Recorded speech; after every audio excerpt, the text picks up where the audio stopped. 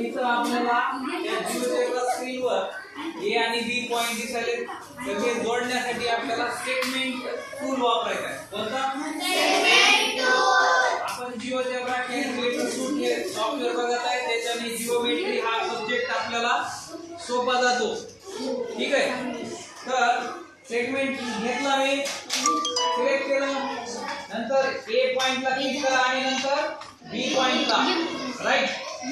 आता पुढे काय करायचंय मला? बी. आता पुढचा पॉइंट घ्यायचा आहे मला. तर मी कसं घेणार? तर परत अजून वर 3 सेंटीमीटरला एक पॉइंट घेणार. परत कोणता टूल वापरू मी? कोणता? पॉइंट. पॉइंट घेतला.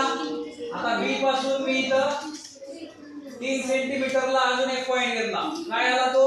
सी. नंतर चौथा पॉइंट घेतला डी. आता हे सगळं सेगमेंट मी जोडणार आहे आणि जोडताना तुम्हाला कशाने जोडायचे? Segment tool. आणि कधीही तुम्हाला जेव्हा तुम्ही पॉइंट कनेक्ट करत असता तेव्हा ते सिक्वेन्शियली कनेक्ट करत चला. ए बी सी डी आणि परत लास्ट ए. तर आपला स्क्वेअर तिथं तयार झालेला दिसेल. ठीक आहे. तर बघा, बी पासून सी, नंतर सी पासून डी, डी पासून ए. राईट. झाला हा स्क्वेअर. आता तुम्हाला स्क्रीन फक्त थोडीशी वाईड असल्यामुळे आणि प्रोजेक्टरचं पोझिशन हे वर असल्यामुळे तुम्हाला हे खाली असं दिसतंय, म्हणजे हाईट जास्त दिसेल. राईट. तर ही हाईट सेम आहे कारण हे 1 सेंटीमीटर इथं मेजरमेंट आहे. किती आहे? 1 सेंटीमीटर.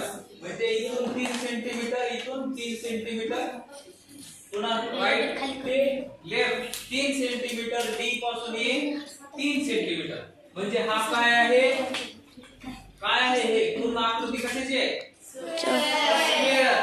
स्क्वेअरच्या सर्व बाजू समान असतात. अँगल समान असतात का? समान असतात अँगल. आणि सगळे अँगल किती डिग्रीचे असतात? 90.